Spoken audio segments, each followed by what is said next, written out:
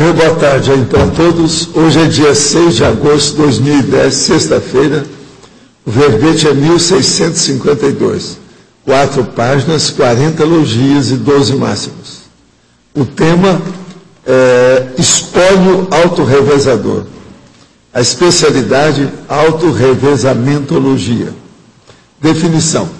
O espólio autorrevezador é o conjunto de bens ou dos bens intrafísicos, patrimoniais, humanitários, evolutivos, cosmoéticos, tarísticos ou da megagescom ou da auto-megagescom, deixados providencialmente pela consciência lúcida quanto à holomaturidade seriológica, na condição de mini-peça interassistencial do max-mecanismo multidimensional ao dessomar, objetivando a continuidade das tarefas libertárias por meio do auto-revezamento multiexistencial proexológico na próxima vida humana. O patrimônio preparado para as próximas autoevocações retropensênicas. Os elementos avivadores dos genopensenes na vida futura. Os marcos proexológicos fixados. O max espólio autorrevezador capaz de representar rastros interassistenciais do complexo. A autobiografia multiexistencial entrosada de vida em vida intrafísica. Os autorrevezamentos multiexistenciais, conscientes, contínuos, seculares e milenares. A alterança multiexistencial minuciosamente calculada. O preparo hoje dos vestígios autoevolutivos otimizadores do amanhã. O acervo para o descortino do véu obscurante entre as vidas humanas. Na argumentologia nós temos 10 categorias de espólios apresentando conotações autorrevezadoras. A remissiologia, em 15 indicações, nós destacamos. Ano base 2010. Atividade omnidimensional. Autobagagem holobiográfica. Autorrevezamento multiexistencial. E retrosenha pessoal. Frase enfática. As pesquisas dos espólios autorrevezadores tornam-se cada vez mais atraentes às consciências veteranas dos cursos intermissivos, objetivando as multipermutas de experiências. Você se interessa pelas investigações dos espólios autorrevezadores? Você pesquisa daqui para frente, ou já consegue pesquisar para trás, na fieira das vidas humanas pessoais prévias? Agora nós temos aqui algumas perguntas. Fiz uma pergunta ao senhor 2 dias atrás sobre a minha TENEPS, que completa 6 meses em alguns dias. Era sobre a falta de parapsiquismo para contatar um amparador. No dia seguinte fiz uma ultrassonografia de tireoide. No momento em que o médico usou o sensor do aparelho no meu pescoço, comecei a sentir o frontochakra que não parou mais de pulsar até esse momento em que escrevo. Que pode ser isso? É porque ele ativou o processo através do laringochakra e ele ativou o processo do frontochakra. Ultrassonografia, né? Mexe com o processo, às vezes, de energia, ainda mais ele que está desenvolvendo de vida TENEPS. Normal isso. Outra coisa, toda vez que a gente nota que fica pulsando, é como se tivesse um batimento aqui na testa, isso é o desenvolvimento da clarividência. Mostra que você está em andamento.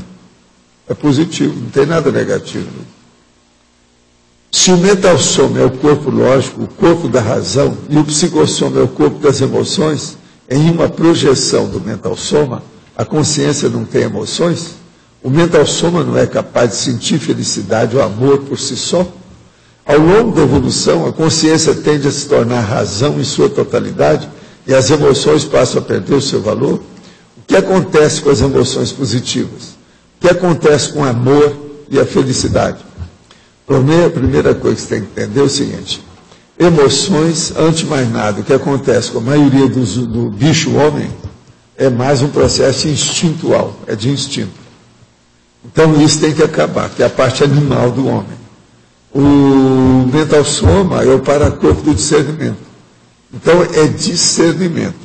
Discernimento, ele acaba com a emoção e leva para os sentimentos elevados. Vamos entender isso.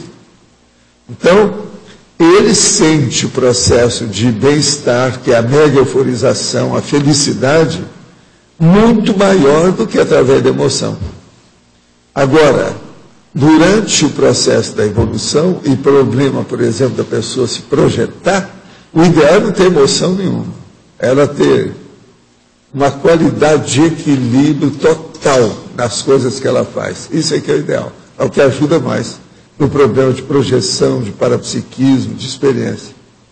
Agora, as emoções positivas, elas hoje são chamadas sentimentos elevados, não são emoções. Emoção é coisa de bicho. Agora, o sentimento é um processo avançado que tem discernimento. Então, se é uma emoção positiva, ela deixa de ser emoção. Por quê? O processo todo é o seguinte: instinto e emoção é um problema de amador. Não tem lei. É uma coisa instável, difusa. A pessoa custa entender isso. Então, o amor e a felicidade, o verdadeiro amor, é aquele que tem discernimento. O mais é besteira, o mais é paixão, paixonite. Paixão tem que acabar. O lugar tem que ficar a mega fraternidade. Por isso que eu falo, por exemplo, a diferença séria entre dupla evolutiva e casamento é justamente isso. A dupla, sempre uma pessoa está ajudando mais a outra. Isso faz parte da evolução. No casamento, quase sempre é um negócio social. Quando trabalho energia, consigo perceber com mais facilidade a movimentação da energia quando contraio levemente o abdômen. Devo combater isso? Não, estuda, anota tudo e vê que com o tempo você não precisa de nada disso. Não precisa de nenhum processo, vamos dizer, de contorcionismo do yoga ou de qualquer coisa do cenário. A sua vontade superintende, ultrapassa, sobrepuja e domina todos esses processos. Reparei que quando o senhor trabalha energia, faz leve movimento com a cabeça. Existe essa relação do trabalho energético com o soma? Não, aí é porque a cabeça está funcionando e no caso da mega euforização, ali a gente está dando tudo. É para matar ou morrer, é para liquidar o assunto. Como eu falo, matar mosquito com bomba atômica. Então aí mexem todos os nervos cranianos, o processo todo, isso aí tem, sempre tem. É aquilo que eu falo, parece que a cabeça sua vai estourar, vai implodir. Mas é tudo agradável isso aí, não é negativo não. A vida de uma conhecida minha foi diagnosticada como portadora de linfofocinose seróide neuronial. A menina tem 12 anos e anteriormente apresentava crise convulsiva, mas permanecia lúcida a maior parte do tempo. Agora ela fica prostrada na cama, não fala, não se movimenta e alimenta-se por sonda. Como posso ajudar a menina energeticamente? A família dela está envolvida com candomblé, sendo que a avó possui um terreiro. Até que ponto o envolvimento da família pode ter afetado a doença da menina? Qual a orientação que o senhor pode dar para esse caso? Como curar essas doenças? Olha, a coisa aí, se você tem acesso, faça um arco voltaico na garota lá, na cama, enquanto ela está no leito. Isso aí pode ajudá-la. Agora, quanto ao candomblé, fala com a família. Se vocês estão ajudando os outros, por que não ajuda essa criança? Eles mexem com a energia. O problema é que é candomblé, né? Essa tensão. Vocês já viram. Agora, aí eu caso de perguntar, ela piorou por causa do candomblé? Piorou o que eu estou falando? Gostaria de saber quais seriam as melhores técnicas para o desenvolvimento da psicografia e a clarividência. É frequentar os cursos do acoplamentário. E tem outros cursos também, que é o da dinâmica do parapsiquismo. Outra coisa, está aqui os dados aí que me deram, da Folha, na internet. Painel. Com medo da ficha limpa, políticos escalam parentes para substituí-los. Quer dizer, no Brasil sempre arranja um jeito. É uma vergonha isso. devia de acabar com esse povo todo, não votar em nenhum parente de ficha suja. Porque senão começa tudo do mesmo jeito. É o fantasma, é o laranja, é o melancioso, que eu chamo também. Pelo Brasil afora, está aqui, ó, o texto é o seguinte: pelo Brasil afora, na esteira da aprovação da ficha limpa, candidatos temerosos de perder o registro estão escalando parentes, sobretudo filhos, para substituir nas urnas, informa o painel da Folha, editado por Renato Lopretti. Íntegra somente para os assinantes do jornal e do UOL. Em geral, donos de um bom espólio eleitoral, os fichas sujas consideram fácil transferir votos aos parentes, que em muitos casos levam seu nome e sobre os quais conservarão total influência. Quer dizer, eles vão dirigir através dos bastidores. Então, é o papagaio de pirata. No Maranhão, o deputado Fufuca Dantas, PMDB, deu lugar ao filho André Fufuca, do PSDB, com 21 anos, o estreante Fufuquinha, como é mais conhecido, disputará uma vaga de deputado estadual. Quer dizer, uma vergonha.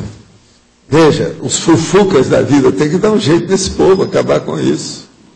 Agora veja, Maranhão é a terra dos Sarney, do povo lá. Sai dessa. Brasil merecia gente melhor, né? Para que tanta Conselho que tem aparecido? Não precisa de ser tanto. Eu vou dar algumas para vocês aí, qualquer hora. Agora aqui, nós temos aqui os verbetes e o estudo que o Leandro mandou para mim. Eu vou passar para você tomar conta e ver o que você faz para nós, viu, Rosa? Agora, outra coisa que eu queria mostrar para vocês. Esse aqui é o François Châtelet, aquele livro que eu estou lendo sobre a história das ideias políticas. Então, aqui tem uma coisa muito interessante, que eu já ouvi alguma coisa sobre isso, mas não tinha os dados que aqui ele está falando. É o problema do sociólogo estadunidense, lá dos Estados Unidos, o Daniel Lerner. Esse homem andou estudando muita coisa de estatística e fez levantamento muito sério. Agora, aqui está falando. O sociólogo americano Daniel Lerner estudou a origem social dos quadros nazistas a partir do anuário do Terceiro Reich. Agora, ele levantou então a leva de tudo que era o processo dos nazistas e chegou à seguinte conclusão: todos os grupos possuíam um índice de marginalidade superior a 75%. O índice de marginalidade era uma série de condições: estabilidade profissional, casamento em idade anormal, seja precoce ou tardia, juventude com fracassos escolares e universitários, nascimento em região de fronteira e outras coisas mais. Ele colocou tudo e fez o total. Agora veja, os nazistas, a marginalidade é superior a 75%. Alguns anos mais tarde, o Daniel Lerner aplicou o mesmo método aos partidos comunistas russos e os chineses, e obteve resultados análogos, com o que se demonstra que a elite totalitária e marginal tem a mesma composição, tanto entre os vermelhos como entre os negros. Então, o livro dele é The Nazi Elite, a elite nazista, né? Stanford, 1951. E tem também os ideologistas coercitivos. Ele escreveu também As Elites do Mundo Revolucionário, em 1965.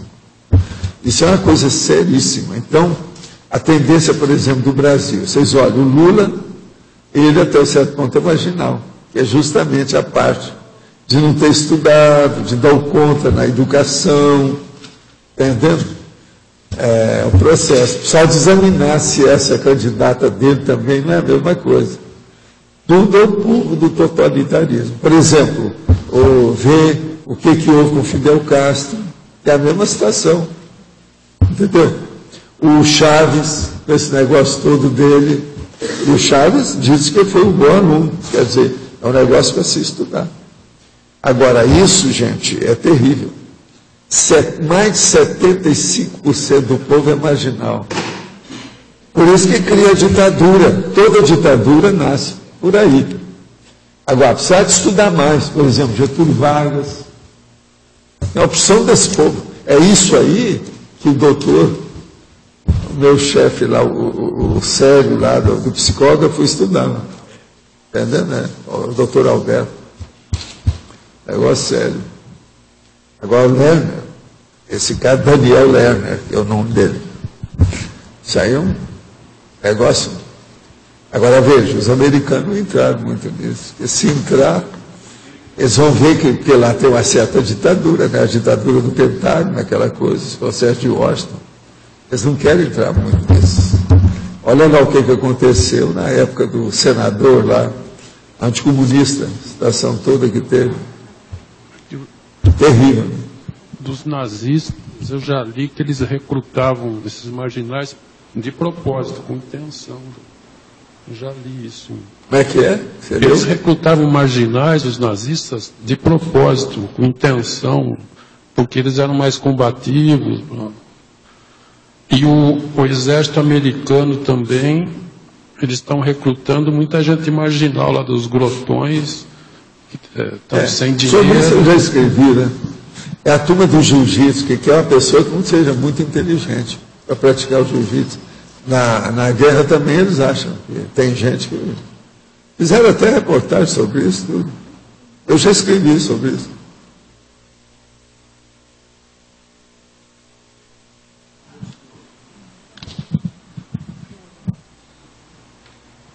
Tem aquele filme, Os Falsificadores, que eles fizeram uma equipe de pessoas presos, né, prisioneiros, para falsificar dinheiro em pleno holocausto, assim. Bem interessante. Aí por aí a gente observa processo de ditadura, totalitarismo, autocracia. Tudo é gente mesmo, tipo com Zéu, e é da baratosfera, são marginais. Professor, sobre Hércules Galo, ontem foi comentado sobre ele, e durante a euforização houve uma grande potencialização de energia que normalmente ela acontece mesmo na mega euforização. Mas você poderia dizer e comentar se ele estava presente ou que outra consegue estava presente potencializando o campo? Não, é a nossa turma aí que está trabalhando.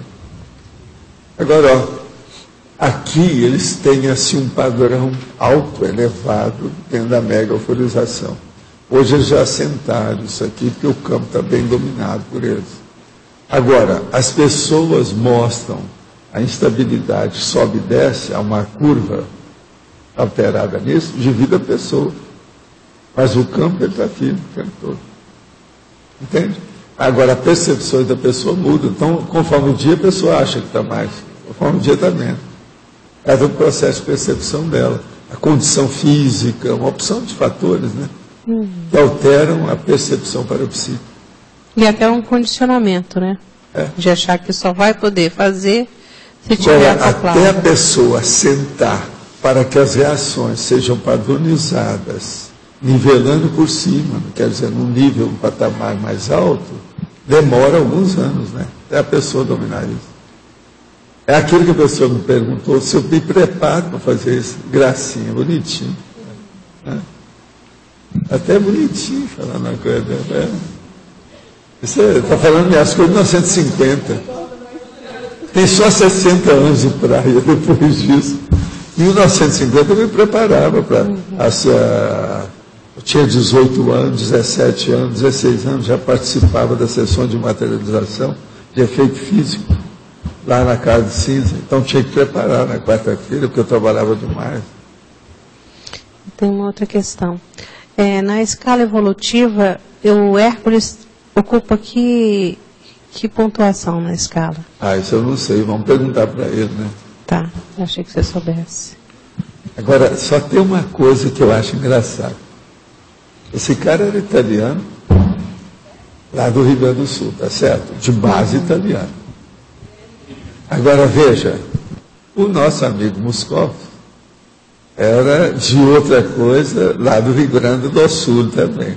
Não é interessante isso? Todos os dois de alto gabarito.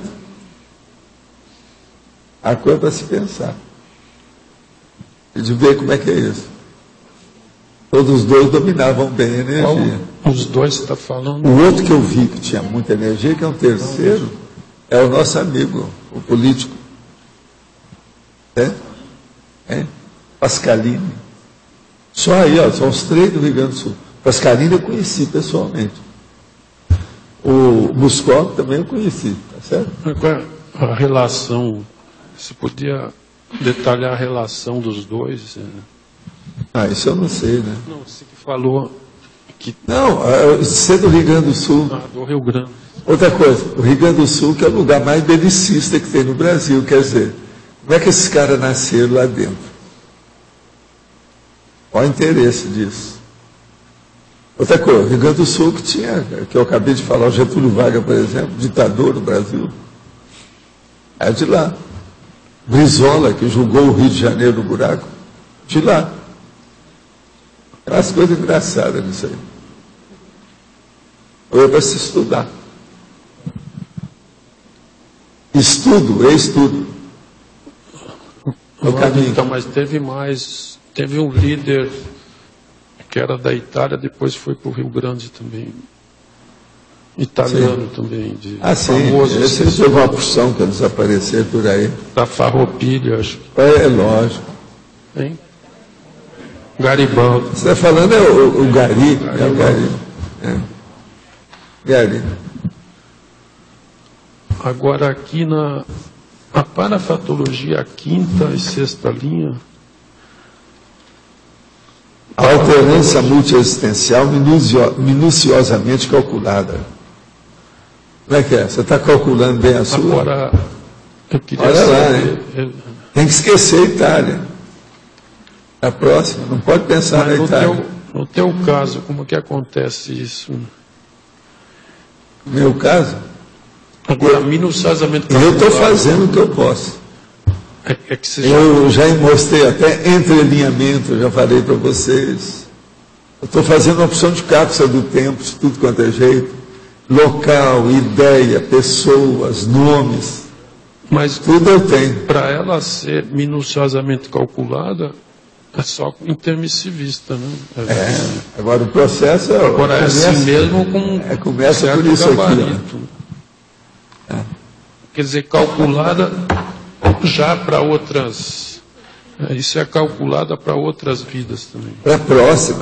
Sei lá quando. Seja quando o Max Mecanismo mandar, opa, estamos aí preparados. Vamos ver o que vai dar. Por exemplo, o livro é uma das coisas.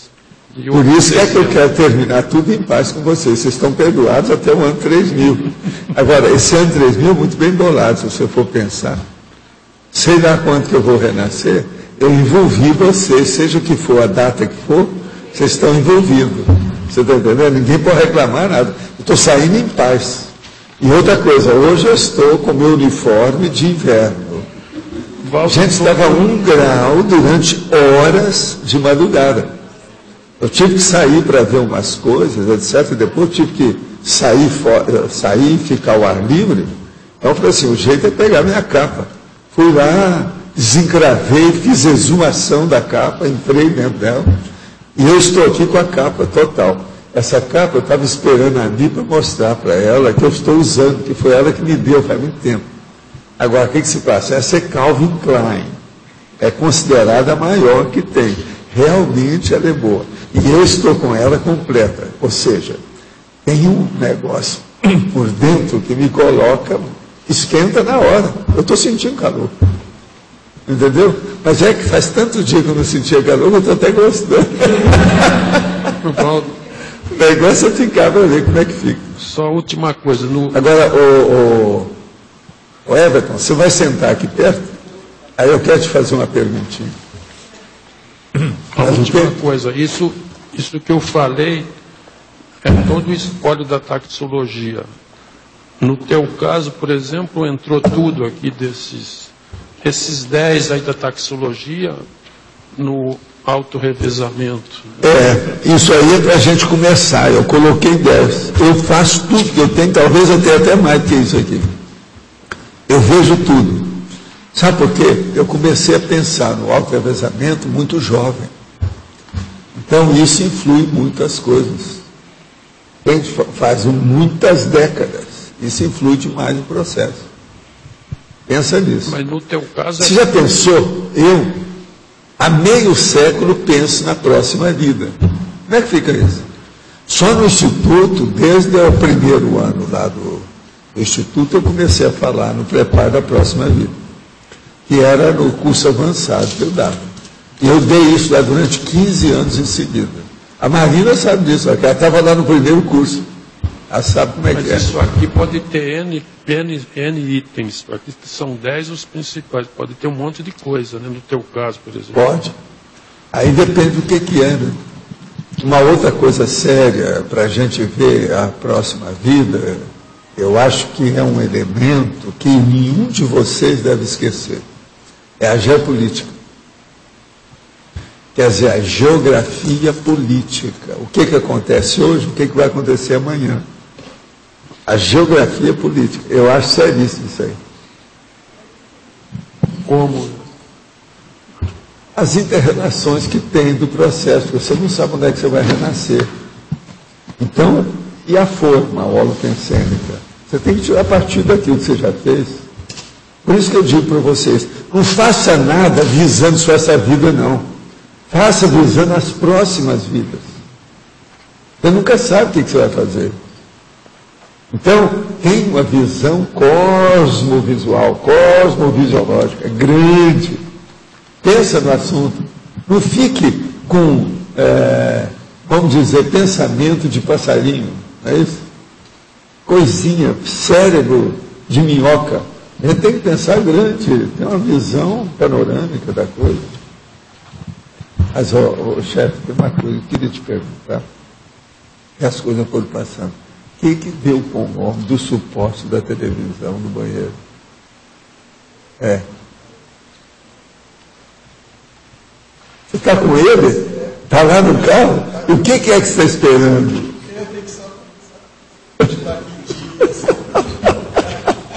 Eu estava pensando nisso, o negócio sumiu do assunto, ninguém falou mais nada. Está lá, está no carro dele há alguns dias. Eu acho que dessa vez eu peguei o carro. Dessa vez eu peguei. Você está perdido. Sobre a geopolítica. Sim. Eu não entendi, assim, em termos práticos, como seria pensar na geopolítica hoje? A primeira coisa é você fixar na sua holomemória aonde você está fazendo o seu holopensêmico. Eu estou nessa minha vida e com esse corpo, no meu quarto holopensêmico, bem bolado. Monte Carmelo, Uberaba, Ipanema e Cognópolis.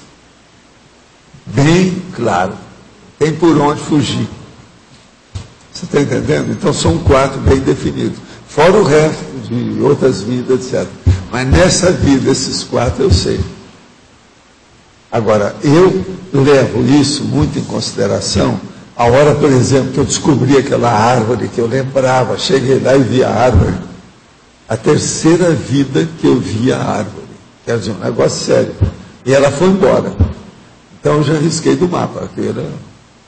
E outra coisa, naquela área lá, era a árvore que estava sobrando. Era a última que tinha, era a última das moicanas, matéria de árvore. Agora veja, isso tudo é o holopensêmico, né? Você veja, primeira coisa, se eu fosse contar as sincronicidades que me levaram a esse lugar da árvore, ninguém ia admitir. Vai falar que eu estou exagerado, estou fazendo poesia, ou romance, ou novela, ou qualquer coisa nesse sentido. No entanto, são os fatos. Por exemplo, o Peter Eaton é um cara que é British, em inglês, Peter Eaton. Ele arranjou uma big de uma livraria em Londres, mas uma livraria comum, igual às outras. No entanto, eu cheguei lá igual a outra, já ia muito às livrarias, aquele negócio todo, mas na primeira vez que eu fui lá, eu senti que tinha alguma coisa diferente e quis saber deles o que é que eu estava fazendo. Ele estava começando a ampliar e fazer um negócio muito amplo de livros usados no interior da Inglaterra. O interior é na cidade de lá, é perto de Wheaton, que é Aylesbury. Agora veja, a área de Aylesbury, que é fora de Londres. Você tem que viajar de trem 1 hora para chegar lá. E depois você tem que pegar um táxi em Wheaton, que é como se fosse assim uma aldeia, e ir de táxi também, você está entendendo? Até o distrito de Lillis, de Aylesbury.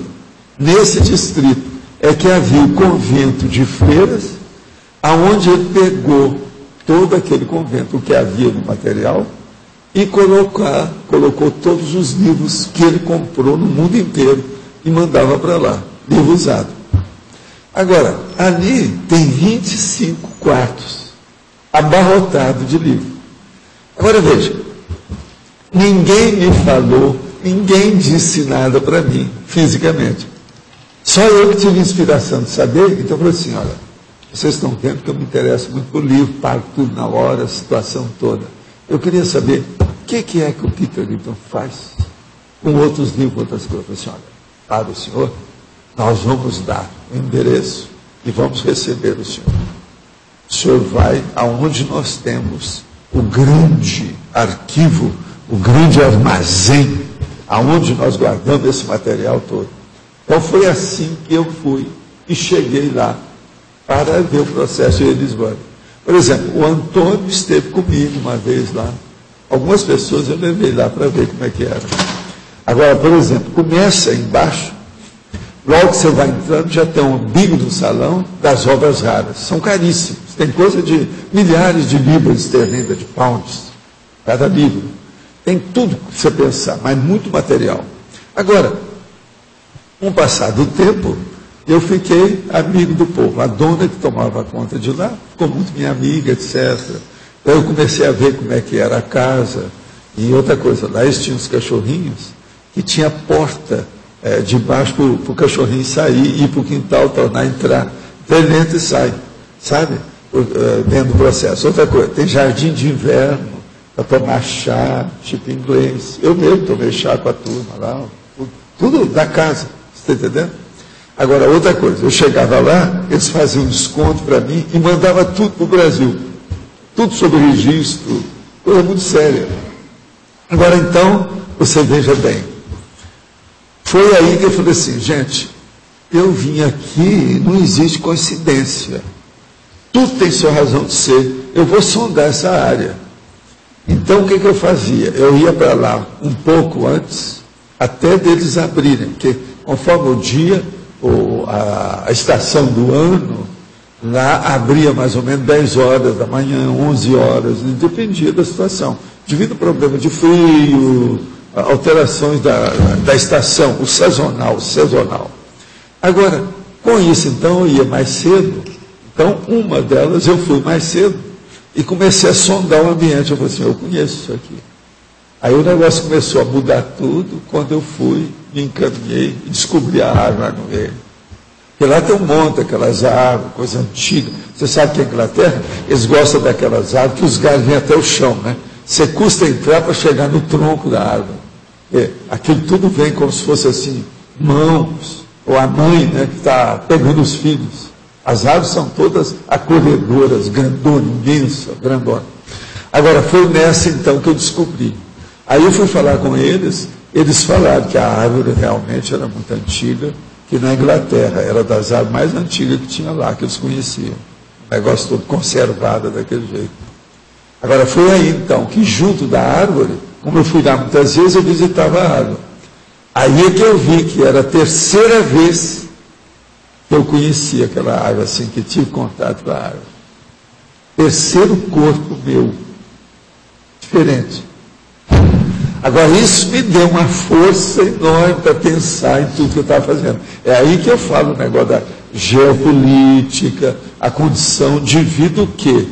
O holopensene. Agora, por exemplo, eu deixei de ir lá a hora que a árvore morreu. A árvore morreu e outra coisa. Quando eu fui para lá, eu sabia que ela tinha morrido. Entendeu? Quando eu cheguei, ela estava secando tudo. Estava bem baixo. Agora, ela, a primeira vez que eu vi, era um edifício. Aquele negócio enorme, sabe? Subindo, cheio de galho. Negócio impressionante os processos deles lá. Agora, foi uma pena. Quando eu cheguei lá, estava lá as ruínas, o resto, não tinha mais nada. No fim. Foi a última viagem que eu fiz lá. Agora, eu comprei muito livro desses mais raros. Inclusive, tem livro aí de 1600, etc., da Inglaterra, 1700, que é tudo de lá. Agora, a melhor coisa que teve foi o seguinte: numa das viagens, foi a penúltima, a senhora que estava lá, a Lady, que tomava conta lá e tal, séria, tudo tipo nobre, com aqueles negócios que a gente fala, né, do aplombe, tal. Então, ela me chamou e falou assim: doutor, seria bom o senhor ver a nossa fase aí de livro, que é o bibliotafio, os livros raros, aqui que nós temos, que chegou uma batelada agora de 3 continentes. Isso é ela falando, os livros de 3 continentes. Então eu fui lá para ver. Você sabe que eu não achei livro nenhum que me interessou, e os grandões que ela estava falando, tudo a gente já tinha aqui, dentro da área nossa, assim, de pesquisa parapsíquica, essas coisas todas. Aquilo me deu uma força danada perante as coisas. Eu, às vezes, comprava lá, assim, ó, eu não dava para levar de avião nem nada. Dava com os pacotões de livros, tudo quanto é jeito. Outra coisa, livro lá, eu comprei um monte de livro de português que tem aí, que eu comprei lá por 1 libra. Aqui no Brasil, você ia comprar 200 pratas. Lá 1 libra. Eu mandava aquilo, valia a pena, até pelo correio, tudo você pagava. Lá tinha, a maioria dos livros começava por 1 libra. E é muita coisa. Né? Só 25 dependências diferentes, cômodos, cheios de livros, uns menores que os outros. Outra coisa, tinha umas escadas de madeira para subir em vários lugares, porque é mais de um andar, né? O convento. E outra coisa, eles achavam que lá apareciam umas freiras. Eu nunca vi as freiras. Nunca vi freira nenhum, porque eles achavam que era mal assombrado. Mas você sabe, na Inglaterra, se tem um negócio, tem 100 anos, já está assombrado há muito tempo, porque aquilo é folclore. Mas lá eu nunca vi nada no processo lá de Lilith, eu nunca vi. Uma outra coisa, nessa ocasião, eles tinham, tem lá embaixo, deve estar na Holoteca. Nós temos dados sobre Lilith, tem publicação que eles tinham da época lá do Peter Little. Sabe? Agora, eu entrava lá, tinha a cara da Rússia, do Japão, da China, da Índia, tudo lá dentro, da África, os caras procurando livro, tudo quanto é jeito. Agora, de vez em quando, então, uma vez, por exemplo, ficou bem nítido, tinha um homem, sabe, da Europa mesmo lá, que estava procurando os mesmos livros que eu. Agora, muito engraçado é você comprar os livros de português, que eles não dão valor nenhum, né?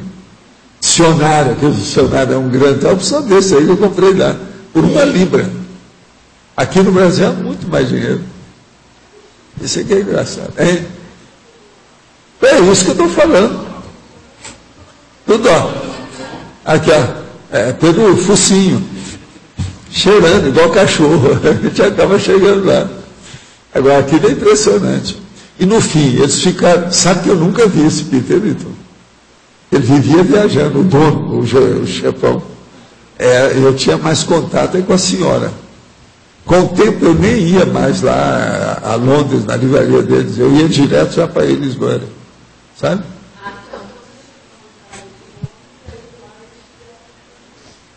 Foi, mas só davam para quem... Aqui, era coisa muito assim, estrita, particular. Quem tinha... Você está entendendo? Aquilo que chamam de cliente VIP. Freguês VIP. Então, eu só perguntei, vem cá, eu vejo que essa livraria aqui, vocês não são bobos, são diferentes das outras, mesmo em Londres. E olha que Londres tem umas livrarias lá de 5 andares, vocês sabem como é que é. Mas eu conheci aquilo tudo. Então eu falei com ela. Na hora que eu falei assim, não, nós vamos dar para o senhor onde nós temos o nosso headquarter. Foi lá então que eu fui para o processo, foi assim. Lá no Aylesbury. O Antônio esteve lá, que ele foi lá comigo. Muita gente esteve comigo, eu levei eles para ver como é que era. Agora, o ambiente lá é gostoso. Bem arrumado, tudo plano, cheio de ar, bonito. O melhor da história. Uma vez, eu estava vendo um filme no Brasil, quando eu vi era eles, mano. Eles fizeram um filme lá. O ambiente realmente é o cenário cinematográfico. Agora, mostrar que lá tem um riozinho que corre, um córrego, mostraram, eu falei assim, não, isso aí eles, daí a pouco apareceu, etc., falaram os negócios, todo o cenário, tudo era de lá. Mas eles não filmaram o local mesmo das freiras, né? Não entrou nisso, não. Agora, aquilo já tinha sido fechado há muitos anos, quando ele comprou lá a área toda. Agora, é como se fosse um condado de lírios, quer dizer, dos lírios, sabe? Que é o nome lírios. Lírios. Agora, o que é interessante a Inglaterra, essas coisas de raiz, elas são negativas quando o negócio passa da conta. É o caso da monarquia, por exemplo. O conservadorismo é negativo. Do ponto de vista intelectual, certo conservadorismo deles são positivos. É igualzinho o Museu Britânico, é um negócio sério o Museu Britânico. Vale a pena pensar. Professor, por que o tema ele é neutro? Esse aqui, ele tem que ser neutro, né? Sei lá o que é que a gente vai fazer, o que o povo vai fazer com isso. E é pesquisa, tudo que diz respeito ao processo de pesquisa da pessoa, eu ponho como neutro. Tá, como... Porque pode ser tudo, a gente não sabe a intenção da pessoa. Você já pensou, tem um cara que virou para mim, isso já faz algum tempo. Isso aconteceu lá no Rio, lá em Ipanema. Ele chegou para mim e falou assim, Valdo, eu vim aqui, porque eu quero saber de você, eu sei que você dá esse curso aí avançado, curso avançado, que você fala na preparação da próxima vida. Eu quero guardar meu material para a próxima vida e quero ter contato com isso na próxima vida. Eu falei assim, o que você coleciona? Eu coleciono a biblioteca. Eu fui explicar para ele tudo e depois meti o pau em tudo que ele estava fazendo. Quer dizer, o cara queria guardar isso. Ele virou para mim assim, pelo que eu sei e eu sinto dentro de mim, eu sou militar faz mais ou menos mais de 600 anos, são 6 séculos, mas 3 ou 4 vidas eu fui militar. Eu sinto isso dentro de mim. Agora, o cara já estava aposentado, ele não estava de farda, não tinha uniforme, não tinha nada. Agora, ele queria guardar o negócio para a próxima vida. Eu falei assim, você não precisa, você já vem com isso, só para saber essas coisas todas que você está sabendo, você está até aqui atolado nessa situação. A minha condição, se fosse você, era cair fora disso. Dar um jeito. Mas era um problema. Você quer coisa mais neutra do que esse? Isso aí é um caso de neutralidade ou não é? Não é homeostático. O que me deixa em dúvida é quando eu leio a definição, que ela é toda positiva, ela é ligada a GESCOM. Não, aqui eu sempre levo tudo para o positivo, mas às vezes pode ter um negócio totalmente nosográfico no meio. Aí é que entra o neutro. É que aí na antonimologia está espólio materialista, espólio vulgar, e aí eu pensei que talvez ele... Pois é, o espólio materialista e o espólio vulgar. O vulgar é esse do exército, por exemplo. Uhum. Veja bem como é que é. Agora, qual que é o nosso espólio? Olha lá. Espólio paratécnico, espólio proexológico, espólio interassistencial. Bolas, tudo alto nível. Muito sério. Tudo cosmoético. Entendi. Você entendeu? Agora entendi. Professor. É porque você coloca, o verbete coloca todos os elementos ligados àquela temática, mas... Que pode ser, porque às vezes o negócio é elástico, é grandão, né? Tem que a gente estudar. Entendi. Professor, aqui, o senhor mencionou que é importante a pessoa começar a preparação da próxima existência.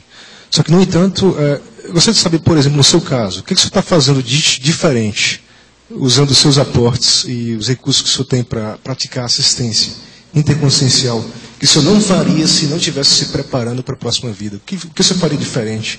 O que o senhor está fazendo diferente em função dessa preparação? Em função da minha preparação, é o seguinte, há alguns séculos, em vidas anteriores, eu cheguei à conclusão, sem interassistencialidade, você não evolui. Então acabou. A partir disso, eu coloquei tudo em cima disso. Aí eu comecei a errar menos. Foi por isso que eu cheguei aqui. E é por isso que eu tenho assistência.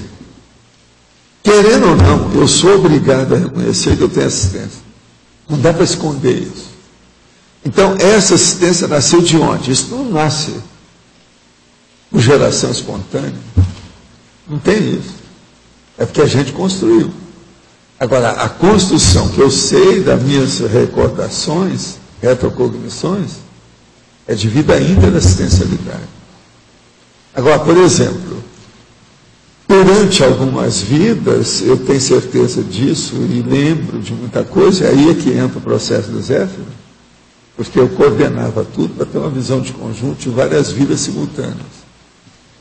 E que eu notava o seguinte, eu tinha que fazer a interassistencialidade com modalidades diferentes. É uma das coisas mais difíceis que tem.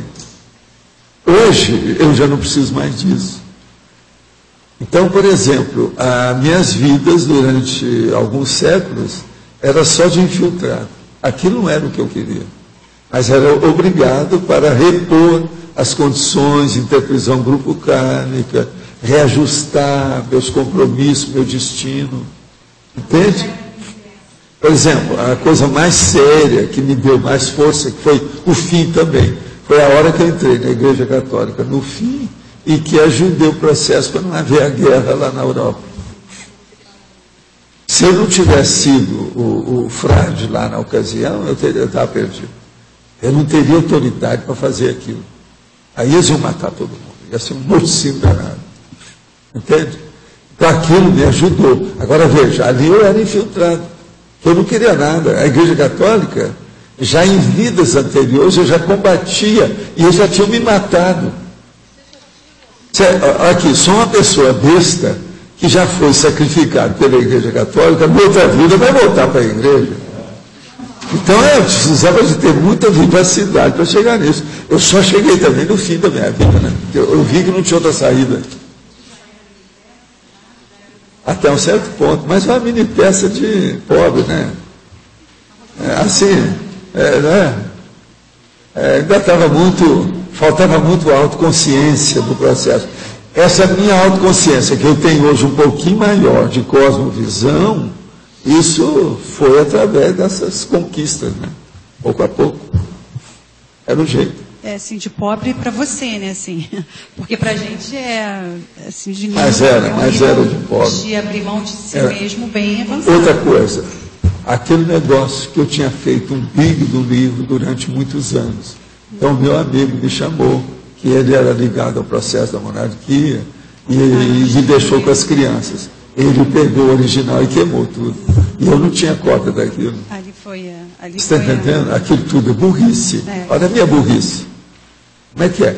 Por isso que hoje eu tenho mais no break, mais backup, tudo você pensar. Não adianta vir que não tem. Não dá para destruir nada que eu tenho, porque tem material por todo lado. Entendeu? Tudo é experiência. Ivaldo, como é que foi ser infiltrado assim? Você com a sua cabeça, que a gente sabe que é milênios que você não, muita coisa tinha parapsiquismo no meio. O processo era parapsíquico. Eles davam a indicação quando é que eu devia de mudar. Uma outra coisa, eu fiz muita viagem, né? Essa minha vida, por exemplo, é uma das mais fixadas que eu já tive nos últimos séculos. Fixada. Eu só estou vivendo é o quarto lugar. E quando eu vim para cá, eu falei assim, agora é daqui para a Avenida da Saudade e para a cremação, crematório. Eu falei isso em 2000. Escuta, eu hoje estou com o meu uniforme de campanha do inverno. Agora, você de gravata aqui, o que houve? Eu estou achando estranho. Eu coloco minha capa, eu coloco a gravata. Será que ele está querendo me insultar com isso? É muito estranho. Professor, esse período... Você foi dar a palestra lá hoje? Foi isso, alto nível. Muito bem, com frio e tudo. Não, colocar a gravata é melhor. Fular, né? Gravata é um fular. Querendo ou não. Professor, esse período o senhor pertenceu à Igreja Católica. Qual foi o período do ano da nossa era? Já faz algum tempo. Faz algum tempo. No início dos 2 anos. Ainda tem as ruínas do castelo que eles iam saltar. Eu vi na Europa. Mas hoje lá a área está toda ficando deserta. Mas antes vamos dizer assim, do iníciozinho da reurbanização, assim, 1000 e Não, a reurbanização, as coisas que a gente tinha ideia é em 1001. Isso foi depois. Tá. Foi depois de 1001. Depois de 1000? Uhum. E 1100, que eu estou falando. 1100, mais ou menos. Depois disso. Valdo. Obrigado. A última linha da fatologia, última linha da Max Espólio, autorrevisador. Agora, esse caso aí que está perguntando, o negócio do passado, vocês veem que essas coisas são problemáticas. O Herco chegou aqui e me falou umas coisas, eu não falei nada. Agora, veja, depois vem o Dalboço, chega lá, examina e fala quem ele é. Eu não disse. Porque ele não falou nada para mim. Vocês lembram que eu falei, pastor? Ele não falou muita coisa. Não falou quase nada. Então eu estou calado. Mas agora o Dalboço vai lá, examina e vê que tem uma relação, a situação toda, descobre e vê. Então veja, eu sou discreto com os outros, eu sou discreto comigo. Veja bem, quantos anos eu passei, praticamente, tinha muito pouca gente que sabia que eu era o Zé. Não falei isso com quase ninguém. Alguns ficaram sabendo por eles. O Emmanuel tinha falado para o Chico sabia a meu respeito. A minha mulher sabia do meu processo. Porque a turma, que eles era muito médium, que eles consultavam. E teve médium que falou para a dona Erna e para a minha mulher o que eu era, como é que era e tal. Então deram o nome. Agora, a hora que vem com o nome, que eu já sei, que eu sei tudo. Agora, veja, era médium de alta fidedigno, que isso é errado também. Mas como é que é aqui o último aqui que você está perguntando? A última linha da patologia é o Max Espólio, autorrevisador. Eu queria saber o que entra aqui de exemplo, né? Porque aí pode entrar um monte, mas...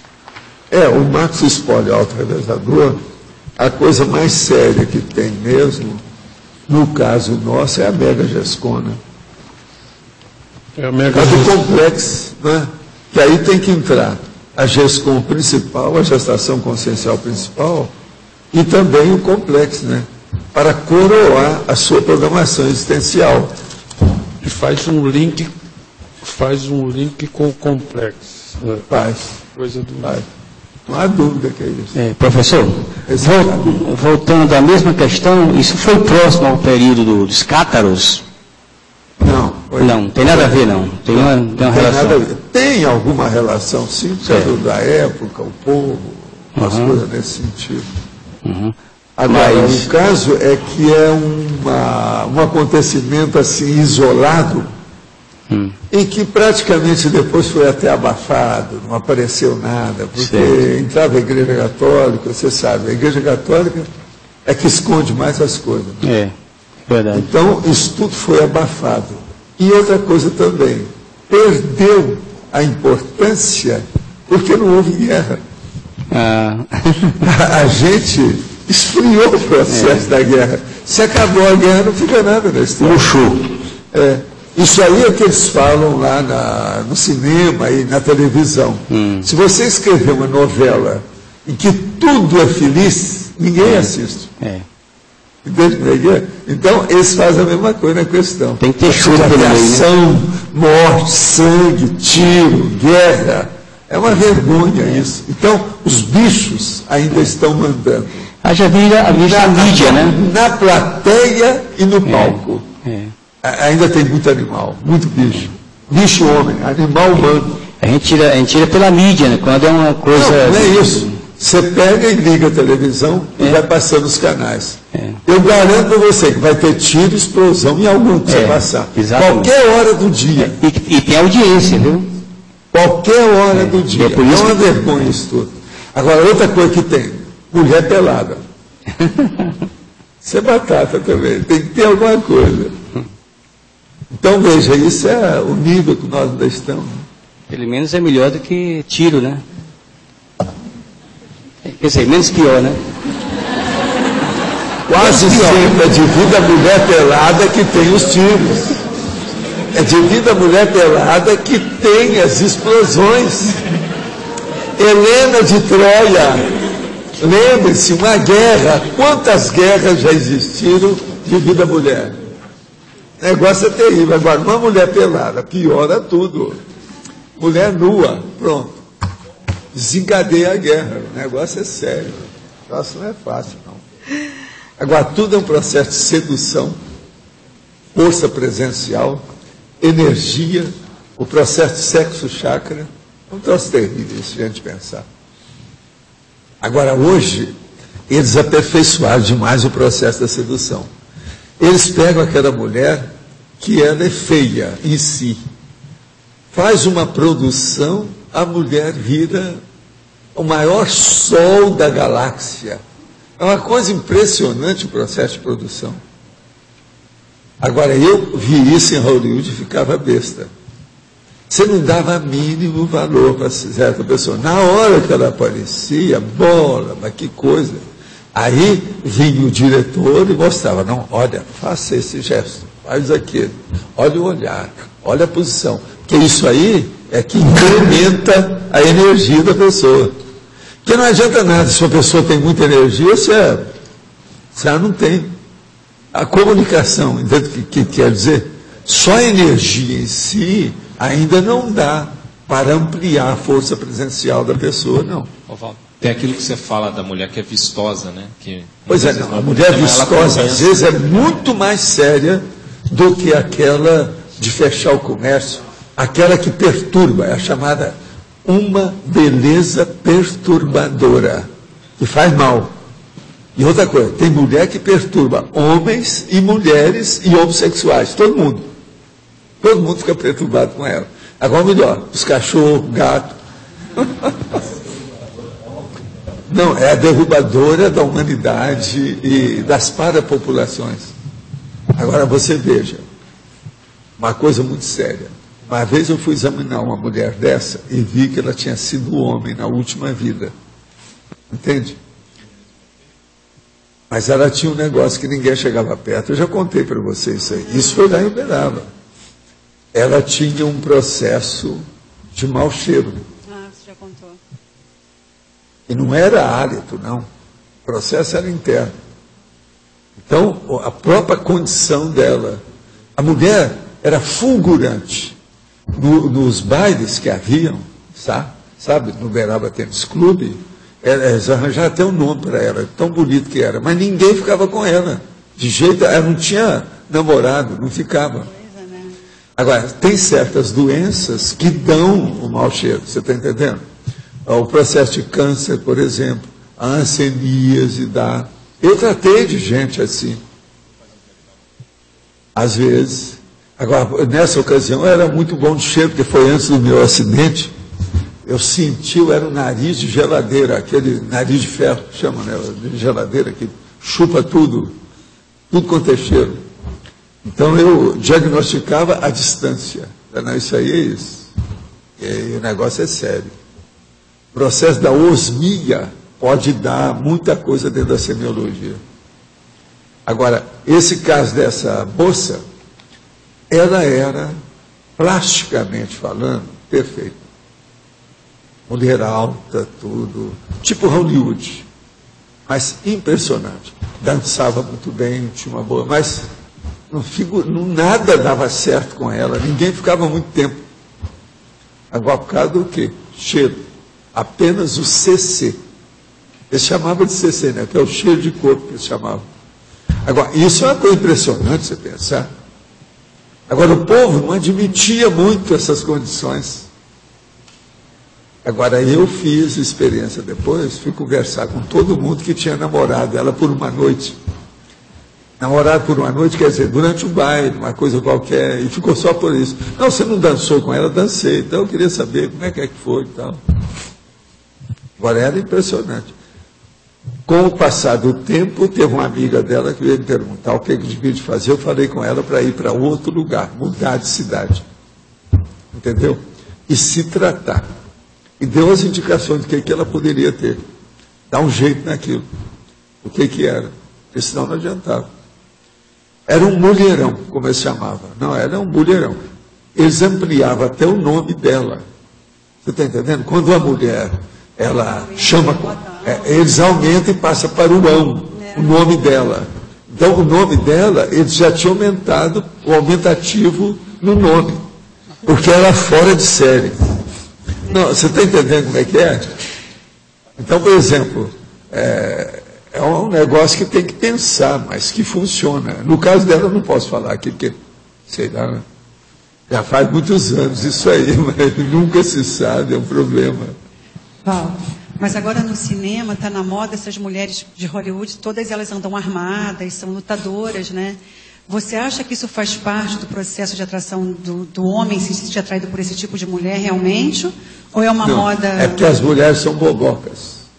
Com o negócio do feminismo e do feminismo, elas começaram a imitar tudo do homem, mas passou da conta, porque em vez de imitar as coisas boas que o homem tem, elas começaram a imitar aquilo que o homem tem, que não presta. Então aí ela entrou na parte negativa, aí é que não presta. Agora, essa questão de aumentar o nome, eu só quero lembrar para vocês que isso aí é perigoso também. Por quê? Não, é por uma coisa muito simples, é um processo de inteligência. Vamos supor que a moça chama Ana. Você não pode chamar ela de anã ou anão. Senão é o contrário do que você está querendo. Estudo havia, na ocasião nós estudamos para ver, porque eu andei estudando isso. Por que eles davam o nome? Entende? O processo é esse. Agora, tem uma porção que se muda, vira macho. Então, por exemplo, tem a dona que chamava Júlia, que era fora de série. Então, chamava de Julião, virou homem. Aí fica parecendo outras coisas. É um sapatão. Valdo, uma pergunta aqui na definição. Me parece bem claro da maneira como está. Aí me surge uma dúvida assim. Qual a melhor maneira para esta consciência lúcida que está escrita aqui, na definição, fazer esse espólio do autorrevezamento? Ela vê dentro do nível evolutivo que ela está, qual é a GESCOM, a gestação consciencial que ela tem que produzir. E ela deixar essa produção dentro dessa linha de necessidade do patamar evolutivo dela hoje. Então, por exemplo, eu vivo perguntando aqui para todo mundo, cadê o livro? Mas veja, cada livro aqui é diferente um do outro, cada experiências. Então, esse livro, por exemplo, a qualificação dele para fazer a Mega GESCOM, é aí que entra daquela específica. Aquela orientação básica. O que é dividir seu espólio? Qual é? Ficou claro. O meu, por exemplo, seria ainda pequeno se eu não tivesse chegado a essa enciclopédia da Conscienciologia. Entendi. Por quê? A enciclopédia da Conscienciologia, eu já coloquei até em algumas coisas que eu já escrevi, parece até na introdução da enciclopédia mesmo, eu já coloquei, que ela é, para mim, o tratado da inteligência evolutiva. Isso é que é, para mim, a enciclopédia. O tratado da inteligência evolutiva. Isso engloba tudo que eu estou fazendo, minha vida, minhas vidas anteriores, o processo dos zéfiros, tudo está aí. Por quê? É o processo da evoluciologia, é o problema do transmentor. Tratado da inteligência evolutiva. O seu exemplo... Por isso que essas ideias que tem, não adianta vir que não tem. Nunca se escreveu e colocou isso junto do jeito que eu estou pondo na enciclopédia. Não tem mesmo, não tem nada. Eu desafio a pessoa já faz algum tempo que eu falo isso, mas agora que nós já estamos com 1.652 já discutidos aqui, a situação é bem clara. Mudou tudo, porque não tem nada a ver a pessoa que tem alguns ou tem muito patrimônio e doar para uma instituição social, não tem nada a ver, quer dizer, é o suor da pessoa que ela vai deixar, né? É preciso de ver o que é, né? Marina, tem a pessoa que vê qual é a necessidade dela hoje. Isso varia. Aquilo que para mim às vezes não é, para a pessoa precisa, aquilo que não é para você, às vezes é bom para ela. Isso depende. Agora, é necessário ver qual é esse cerne, qual é esse olho do furacão, qual é isso que é o essencial no caso. Cada um tem o seu. Ficou mais claro. São duas perguntas. Uma, quais foram os que você deixou para o autodesenvolvimento para essa vida, da vida anterior, que foram os pontos-chave, as coisas mais importantes que você considera para cumprir essa parapsiquismo? É o que eu sempre pensei. Agora, é o parapsiquismo, eu já falei isso aqui muitas vezes, é o parapsiquismo que leva você a ter maturidade. Maturidade, eu não estou dizendo que é genialidade, nada disso. É a pessoa saber o que ela vai fazer. Com consistência, com segurança, com autoconfiança. Eu alcancei isso aos 14 anos. Isso é vamos dizer assim, a maior vitória minha nessa história aqui, nesse corpo meu. 14 anos sabendo o que eu precisava. Mas assim, aqui você fala de coisas materiais, né, que a pessoa acaba deixando. Não é coisas materiais, é coisas conscienciais. Conscienciais entra material, extrafísico, emoção, inteligência, racionalidade, atos físicos, atos coletivos, política, tudo entra nisso, pô. E a formação cultural, e o autodidatismo, tudo entra aí. Você entendeu, né? O alcance disso. Qual é a outra? Mais ou menos na linha. Falando da parte material, tem alguma coisa que você se lembra que seria muito importante nessa vida e você ainda não encontrou? Coisa material. Material? Sim, o serenão. O serenão na minha frente. Mas para abrir o jogo, ele permitir que eu o identifique. Que às vezes o cara aparece, mas ele me bloqueia, né? Faz encapsulamento. Eu estou bloqueado. Você sabe que isso é fácil para eles. Não adianta você vir me falar que você veja o caso da monja. Eu tive contato com ela, e ela está até viva, mas não foi. Tudo eles têm razão. Agora veja, se fizesse isso comigo, ia criar um estupro evolutivo em cima de mim. Isso ia me perturbar a vida. Em vez de ajudar, ia piorar. Mas, por exemplo, eles fizeram bem de não ter nada disso.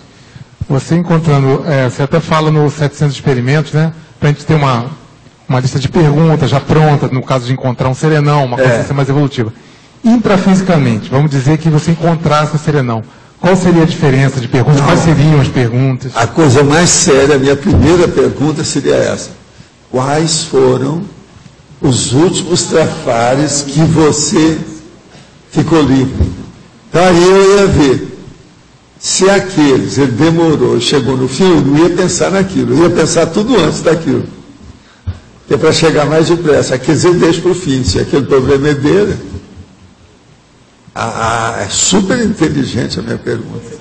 Mas é o resumo de tudo, praticamente. Mas agora, vai ser muito engraçado, né? Ele fala assim, deixar de comer a broa. Seria. Aí você tem que renunciar à broa. Não, tem que deixar de comer manga. Né? É útil. Mas tem alguma pergunta assim que você tenha feito extrafisicamente e que pode já falar para a gente o que ele falou?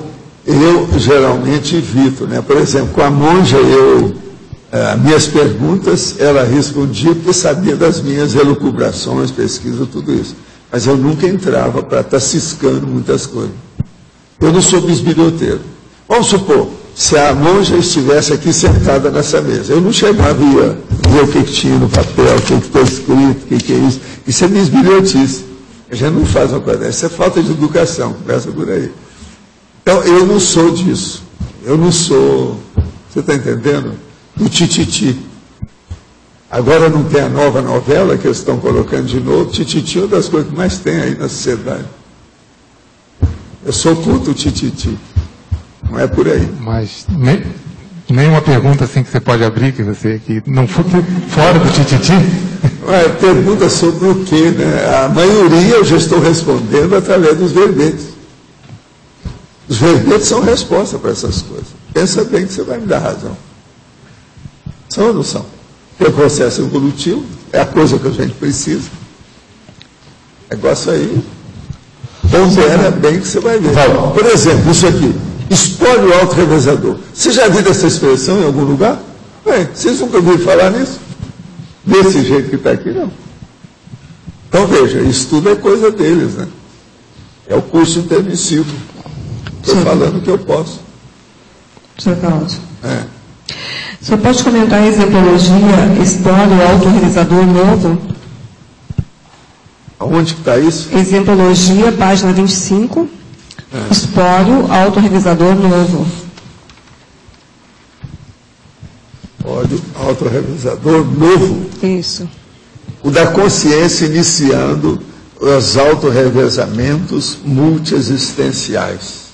Quer dizer, é aquela pessoa que fez o curso intermissivo, é o primeiro, é lógico que ela fez, ela está no primário lá da história, e ela então já sabe do autorrevezamento, então ela vem fazer esse autorrevezamento. Então é um espólio autorrevezador novo. Ela não tem muita coisa do passado, ela está deixando para a próxima vida dela. Então a boa parte da turma aqui está nessa. Agora, o veterano, o da consciência experiente com autorrevezamento prévio desentrosado. Eu já tenho alguma coisa disso aí. Pouco, de pobre, mas já tenho. Você está entendendo? Eu tenho consciência disso. Agora, aqui tem a gente que pode ser que tenha. Mas o negócio todo é lembrar, né? É ter memória para isso, para fixar o processo. Sim. Professor, só para terminar, o senhor pode comentar a efeitologia, o último efeito? Efeitologia, página 24.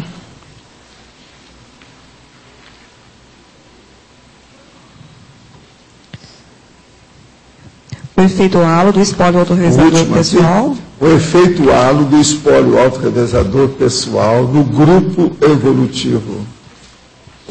A enciclopédia é uma coisa dessa. O que você acha? Para todos os interessados. São os enciclopedistas que nós temos aqui. As consciências lustras enciclopedistas. Agora, cadê o seu verbete? A propósito, cadê o seu verbete?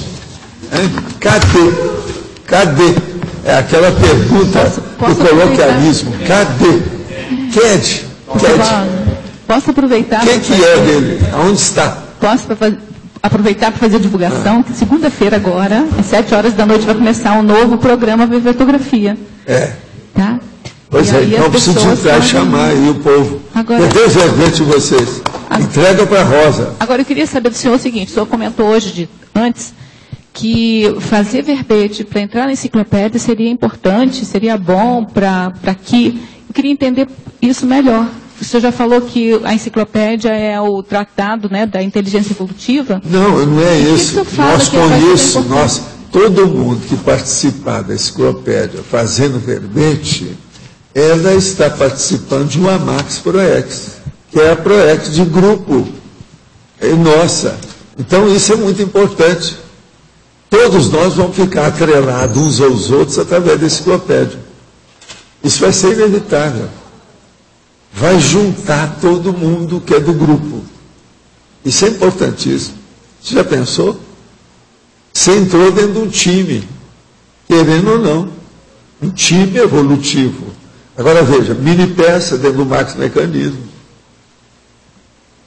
E o transmentor vai cobrar de vocês cada vez mais, aí com mais autoridade.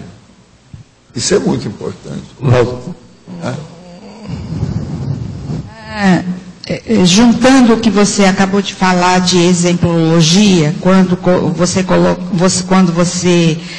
clareou o autorrevezamento novo e logo em seguida tem o da consciência veterana, eu queria que você me explicasse por que aqui na página 26,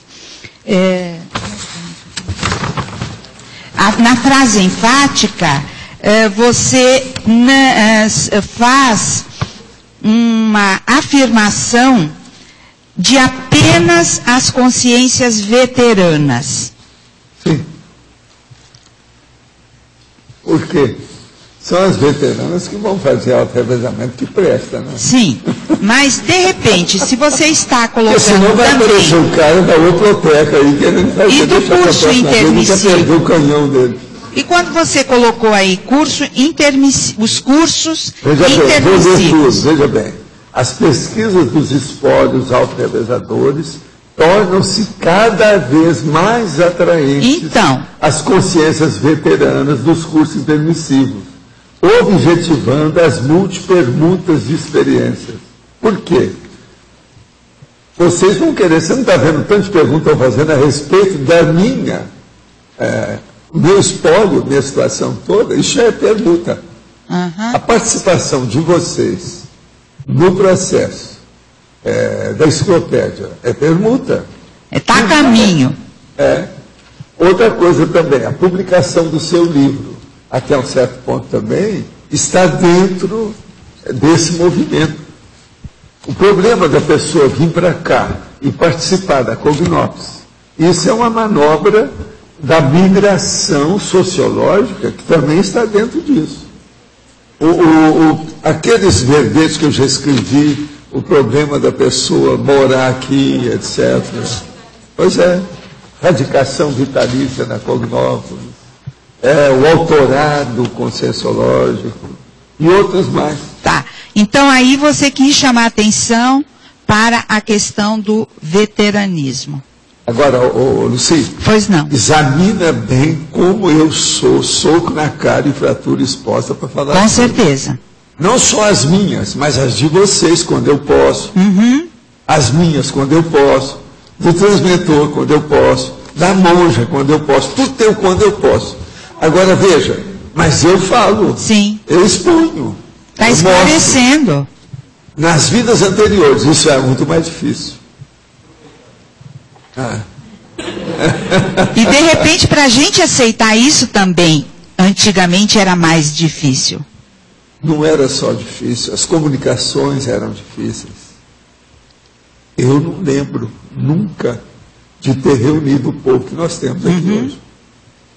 Tire até os teletertulianos ou os visitantes nossos, essas 600 pessoas que vieram. Eu não lembro de ter feito isso nem na época da Grécia. Entendeu? Lá não tinha tanta gente. Tanta gente que eu estou falando, no nível, no gabarito que nós temos hoje.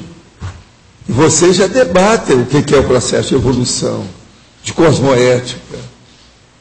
O nível é muito mais elevado. Se nós formos pensar em processo de passado, não dá nem para comparar. Não dá. O nível é outro, muito diferente. Entende? Valdo, aproveitando aí na taxologia, página 25, está em ordem alfabética, né? Se fosse para considerar a ordem de importância, o que você destacaria aí, na ordem de importância? A ordem de importância aqui no processo, você quer para colocar o top da história toda? Isso. Aqui... Temas de lucidez mesmo, de auto-revezamento. Eu acho que talvez o mais sério mesmo seria o holopensene. O que vocês acham? Não, pondera comigo, não sei. O bibliográfico, o número 1, tem os GESCONs, né? E mega GESCON. Pois é, mas agora o holopensene, eu estou fazendo um negócio de judeu, vocês não perceberam. Não, é para sempre. Eu estou vendo o outro. Eu não estou vendo só a próxima revezamento. Eu estou vendo todos eles. Então eu quero assentar uma raiz que seja daquela árvore, que viveu mais de 1000 anos. Então o processo do meu auto-revezamento é para 1000 anos, se for possível. Pelo menos a gente tem essa aspiração. Uma aspiração, desde que seja cosmoética, vocês não podem reclamar. O processo é esse. Então, talvez o holopensene, mas, gente, eu não sei, né? Não é um problema para estudar. Né? Depende da pessoa, o que é. Agora, como raiz dentro da cronêmica, o holopensênico, a forma holopensênica homeostática esmerada. Presta atenção. Isso não é a base de tudo para a gente fazer? Como é que fica? O que você queria? Valdo, aqui na página 23, na fatologia, na segunda linha, você cita a questão da megaproexologia. O que você está chamando de... São duas perguntas, de megaproex e, consequentemente, a megaproexologia. Megaproexologia. A megaproexologia é aquela proex que vai repercutir nas suas próximas proex. Entende? Então, através da mega GESCOM, que você faz o auto-revezamento, aquilo vai repercutir nos próximos 500 anos na sua vida. Então, tem vida de tudo quanto é jeito que isso aí vai dar. Eu tenho algumas vidas assim. Agora, se eu tenho desse jeito, vocês também devem ter assim. Se for estudar a autobiografia de cada um aqui, vai ter aquela vida que repercutiu muito mais na outra. Por isso que eu falo, essa vida nossa, todo mundo tem uma outra que tem uma certa relação mais íntima. Ou vamos dizer assim, o tema, o assunto, o trabalho, a tarefa mais importante. Que não necessariamente. Então, há uma relevância lá que repercute até hoje nessa. Que não necessariamente. Agora, com o auto-revezamento, isso vai ficar explícito. Então, mas essa que é a mais relevante não necessariamente é a última, né? Não, pode ter quer sido dizer mais que para seja a trás. última. Que às vezes a pessoa, ela fez uma coisa muito boa numa vida. Agora, tinha umas coisas para resolver. Então, ela veio numa outra vida para resolver aquilo que ficou mal parado. Entende? Então, ela vem com outras pessoas, às vezes outro ambiente, um negócio todo diferente. Na outra, ela volta para o lado bem bom dela. Já resolveu aquele negócio. Você está entendendo? Então, muda tudo de figura. Então, até certo ponto, isso aqui é a mega proex é o contraponto da mini proex. É o outro extremo, só que aí já o... Até um certo ponto é. Por exemplo, a mini proex é essa que eu estou falando, que a pessoa tem para resolver aquilo. Para ajustar, justamente. Perfeito. Por exemplo, tudo indica que é o caso lá daquele meu amigo que eu falei para você, o Condorcet Silva. Perfeito. Morreu de avião. Tudo indica um processo desse. Porque são similares, mas não são a mesma coisa. O conceito de max proex e o conceito de mega proex, né? Só para a gente diferenciar isso. Já teve gente que já chegou para mim, inclusive uma moça, chegou para mim e falou assim, Valdo, eu não vou encontrar com você nesse meu corpo, mas eu vou encontrar com você nessa sua vida. Mais tarde ela apareceu. Ela morreu e apareceu depois. Agora, eu não fiquei sabendo da história. Passou um tempo que eles me falaram que o fulano tinha morrido. Assim, gente, agora que eu estou notando. Depois ela apareceu. Alguns anos depois, ela apareceu. Se tornou aquilo que eu chamo de personalidade consecutiva. Agora, veja, eu ainda não tive chance de chegar perto da pessoa e falar para ela isso, não. Ainda...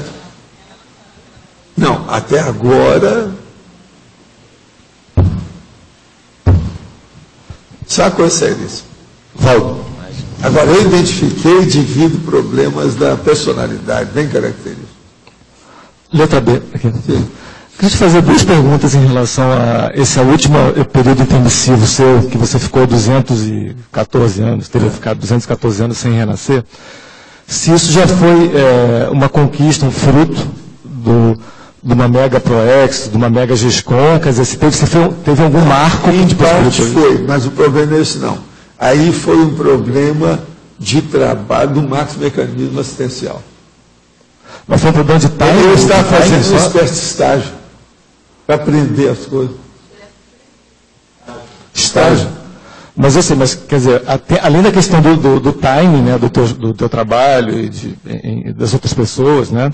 Tem o que isso te proporcionou mais? Esses 214 anos, eles me permitiram ter a avaliação de todas as minhas experiências até 1700 e pouco. Nesse nosso calendário. Agora, o que se passa? Eu fiz o levantamento daquilo tudo. Examinei isso em parapsicoteca, debate, examinei, vi fora do planeta, vi dentro do planeta, vi em locais que eu vivi, processo meu na África, tudo eu fiz levantamento. E aí eu fiz aquele balanço. Agora, isso tudo, eu tive um auxílio enorme do transmentor. Ele me deu as indicações de tudo que fazia, como devia ser feito, e ver como é que era. Agora, com isso é que eu fui canalizando. Então, eu fui vendo que a conotação que sempre me ajudou em todas as vidas foi o parapsiquismo. O parapsiquismo aplicado aos outros, sempre aos outros, sempre aos outros, sempre aos outros. Agora, tem muita vida boba, né? Por ingenuidade, por inexperiência, por falta de maturidade, de fazer a conotação disso num nível mais elevado. Então, isso tudo eu comecei a acumular, a fazer a bagagem, a amontoar, fazer um montante de importância disso aí, naquilo que eu precisava de dar valor. Então, isso me ajudou. Foi por isso que eu consegui os negócios aos 14 anos. Você não tinha conseguido Eu penso que se não fosse o processo disso aí, eu não teria os 14 anos, mas de modo algum. Não daria. Sim, esse foi o produto prático, né, desse tempo todo, foi o resultado prático de você ter conseguido fixar melhor. Tudo prático, objetivo e aplicativo. E nas intermissões anteriores, você não tinha conseguido parar tanto tempo assim, quer dizer, você tinha um período mais convencional, né, de intermissão, de ficar alguns anos. Não, porque sempre você estava enrolado para a próxima coisa. Então você conseguiu se desvencilhar. Isso aí não. O negócio é parar para pensar. É como se fosse o meu teste lá, a experiência, esse exercício que a gente faz de 5 horas de reflexão. Sim. Esses foram os 2 séculos de reflexão. Isso aí me ajudou muito. Agora você veja, uma coisa séria. Foi a partir disso que a gente tirou a conclusão que eu devia ter uma vida, que foi o processo com Chico Xavier.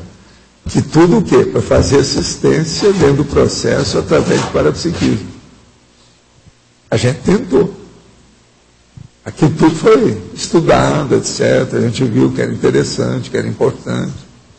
Agora, outra coisa, nós estávamos no lugar dos piores que tinha dentro do processo do passado. E lá naquele lugar era coisa minha, do passado, que não, eu tenho até o olho pensando da realidade ali perto. Entende? É que nunca dá para você, às vezes, conjugar tudo que seja a seu favor certinho. A geografia, a época, a pessoa, os outros. Quem que você deve trabalhar, com quem. Isso aí é muito difícil. Tem que ir com calma. Lá chegou perto. Você está entendendo? Mas agora, a gente tem que contar com as falhas, tanto da gente, como também das intercorrências do próprio destino da vida. Isso tudo tem que dar desconto. A aspiração é uma coisa, a realização é outra. Sim.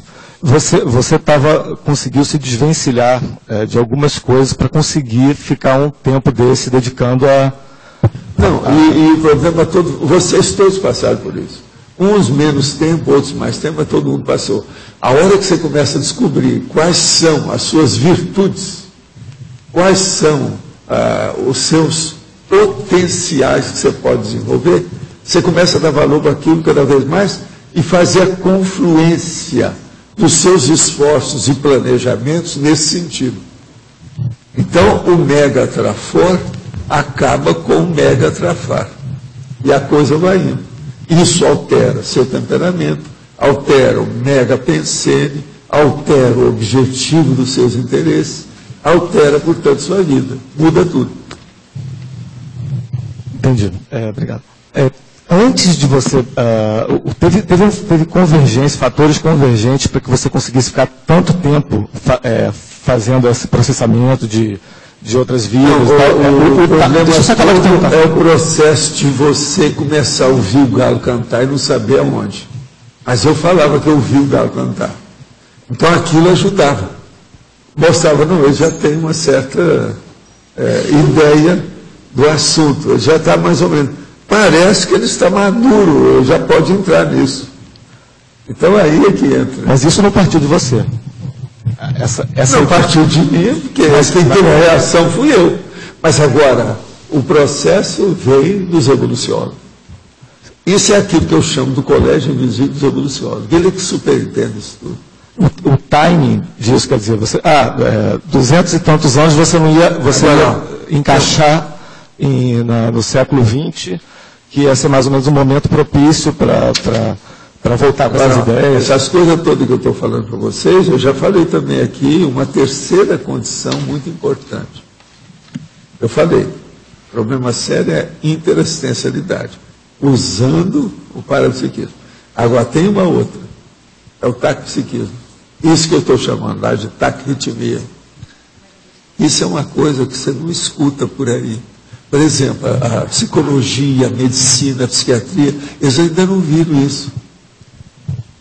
Entende? Isso eu vi muito cedo. Esse aí era um dos temas meus na questão do timo, das coisas todas que eu previa antes. Não, isso não vai acontecer ainda. Esse aí é um deles. Um dia talvez seja a neurociência que vai descobrir isso. Ou a nanotecnologia. Eles vão chegar nisso. Então, isso aí também é importante. Agora, a hora que você reúne esses 3 itens, interassistencialidade, parapsiquismo e ataque ritmia, que o negócio, você dinamiza o processo todo, integrado. Você está entendendo? Agora, foi isso que me ajudou na questão dos 14 anos. A integração. Agora, veja, o que é importante, por isso que eu falo que o parapsiquismo é muito sério. Na hora, por exemplo, que eu vi os processos, gente, eu não posso fazer isso, porque eu pensava que todo mundo era igual. Não é. Nós somos diferentes, ninguém é igual ao outro. Então, isso aí não vai servir para mim. Vem a consciência que fala assim, isso não é para você. Aquilo calou fundo, que era justamente o que eu estava chegando à conclusão. Juntou a fome com a vontade de comer. A partir daquilo eu não me interessei com mais nada, um monte de coisa eu deixei para lá, não interessa mais. Agora, isso inevitavelmente vai acabar acontecendo com todos vocês. Então, a opção de coisa que hoje vocês amam muito, vocês vão renunciar a tudo isso. E vão rir de vocês mesmos. Por que você dá tanto valor para uma coisa tão moldureira? Quer dizer, da moldura das coisas. Não é o essencial. Então, o processo do essencial é que você tem que pensar, Alexandre. Essencial, essencial, essencial. Qual é o cerne, o cerne, o cerne? Entendeu? É aquilo que interessa. É a essência. Agora, gente, olha aqui. Em trinomiologia, página 24, o trinômio catálise evolutiva, autorrevezamentos, autoproex. É sintetizado na Mega GESCOM. Né? Até um certo ponto, não. O senhor poderia explicitar mais quanto à taxologia, página 25. Espólio fotográfico, as fotografias de etapas do labor proexológico. Sim. Por exemplo, para nós aqui, uma coisa muito séria é o vídeo com fotografia, imagem e filme, que vai ter nas questões do dividir atuais. Né? E a gente não sabe como é que vai ser isso daqui a uns tempos. Pois é. Eu estava escutando há poucos dias atrás um palestrante espírita falando sobre suas psicografias e que nunca quis ficar com os lucros das obras publicadas por estas não serem fruto do seu intelecto. Porém, eu me pergunto, a condição de quem psicográfica é resultado de alguma forma de seu esforço intelectual para a compreensão de si mesmo como consciência em relação ao cosmos? Não há dúvida, né? Logo, não entendo ser cosmoeticamente errado cobrar publicação que também demonstram que demonstra o nosso esforço intelectual. Estou certo em pensar assim até um certo ponto. Mas o problema é o seguinte, se o que a gente tem é bom a gente dar para os outros, pensa bem aquilo que não é da gente, que eles deram para você. Isso é muito mais sério para você dar para os outros, pensa bem. Então, se você for pensar, você tem toda a razão. Mas é um pensamento primitivo, primário e boboca. Não é o essencial. É um negocinho. Isso aí está fazendo, está defendendo a psicografia, é um negocinho. Agora, veja, eu só te lembro. O Espiritismo hoje virou uma seita cristã onde tem a indústria da psicografia. É uma vergonha o que é que tem. É a indústria da mediunidade psicográfica. A Zília Gasparetto, o Gasparetto e outros mais que tem por aí. No decorrer da história, verificamos que vários países e governantes destruíram obras, documentos, escritos e livros, ou o próprio tempo se encarregou disso. Como fica nesse complexo a continuidade das tarefas dos autorrevezamentos multiexistenciais? O senhor conseguiu alguma opção para contornar essa realidade do mundo? Que tipo de planejamento ou estratégia utilizou ou recomenda utilizar? É fazer as coisas bem feitas e colocar a cápsula do tempo por tudo quanto é lado, de tudo quanto é tipo. Faça backup multicentenário de tudo que você faz de bom. Pronto. Backup multicentenário, presta atenção. Eu só quero lembrar uma coisa. Só assim, falando, não passando. Em Paris tem coisa que eu fiz que não está lá até hoje. Tá certo? Já faz muito tempo. De modo que tem coisa que às vezes existe. Por isso que eu falo para você. Isso aqui ó, pode ser que você vai ver na próxima vida, na outra, já nunca sabe. Entre falar mal de uma pessoa, falar a verdade com fim de esclarecimento e usar de impiedade a pretexto de exaltar a verdade, que aspecto deve ser levado em conta a fim de trazer uma melhor compreensão para esclarecimento e distinção das três situações? Não existe três situações, só existe uma. É falar alguma coisa que ajude os outros. Acabou. Se você for falar qualquer coisa de impiedade, você não está ajudando ninguém. Exaltar a verdade por exaltar, para servir de bordura na cabeça dos outros, você não está ajudando ninguém. Então pensa bem, é falar bem da pessoa, nada de falar mal, mas falar o que é. Por exemplo, a gente apontar uma doença da pessoa, você não está falando mal dela. Você está falando o mal dela.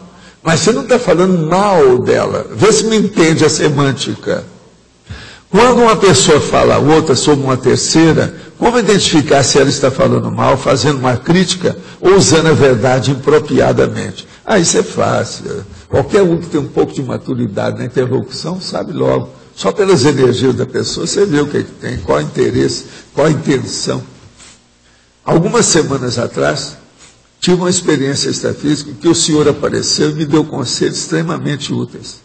Não sei se era de fato o senhor ou alguma consciência plasmada, por isso eu lhe pergunto. O senhor conhece algum local que tenha grande natureza, que passe um riacho, que junto haja ornamento da cultura oriental? Pois, em um local assim que conversei com a consciência, que se identificou como sendo o senhor, o que o senhor acha disso? Olha, tem um nosso amigo da minha equipe que aparece igual eu mesmo. Ele é mais bonito do que eu, assim, mas tem barba, etc., na certa idade e tal. Pode ser que seja ele, né? Tudo é possível. Em Exemplologia, página 25, espólio o autorrevezador veterano, o da consciência experiente, com autorrevezamentos prévios entrosados. Poderia comentar o processo de entrosar os autorrevezamentos? Qual a grande dificuldade em fazê-lo? Qual o grande facilitador? Qual o pulo de gato nisso? É trabalhar, é fazer. O que eu estava dizendo aí é que eu estou fazendo isso até um certo ponto. Agora, o meu processo de autorrevezamento é baseado no parapsiquismo, na interassistencialidade e na taquiritmia. Quer dizer, fazer as coisas, se possível, com eficácia e de modo relampagueante. Quer dizer, com dinamismo da história. Há 2 meses estive em Foz, fiz o curso complementário, 2 dinâmicas e 4 laboratórios. Minha programação era ficar 6 dias, mas fiquei 5, porque me deu um desespero muito grande de ir embora. Até conversei com o senhor nesse último dia, não sei se vai se lembrar de mim, mas me disse que a minha vida anterior foi em Firenze, em Florença. Depois disso, fiquei 2 semanas sem aparecer no IPC, refletindo e sem motivação. Mas depois voltei com força total. Fiz uma CP2 nesse final de semana e também perdi a motivação e não voluntariei essa semana. Isso é normal? O certo não seria, depois de fazer curso importante como esse, sentir mais motivação? Gostaria de saber se estou muito assediado, o que devo fazer para melhorar esse quadro. Está, né? Está na cara. Agora, é lógico que o assédio maior aí é seu. Fala com você mesmo que Você está, né, sem saber. Não. Ele deve ter pego umas coisas bravas, veio o povo lá, está mexendo justamente naquele ponto, que agora ele está sabendo. Isso aí puxou o tapete dele. O problema todo é o seguinte, lembre-se, só existe eterno assédio porque existe alto assédio. O problema maior é seu. Meu dedo no seu nariz. Olha o seu processo é alto, né, assédio. Mas você vai superar. Se ele não tivesse força, ele não escreveria isso. Se você escreveu, mostra que você já tem força, você vai superar isso tudo.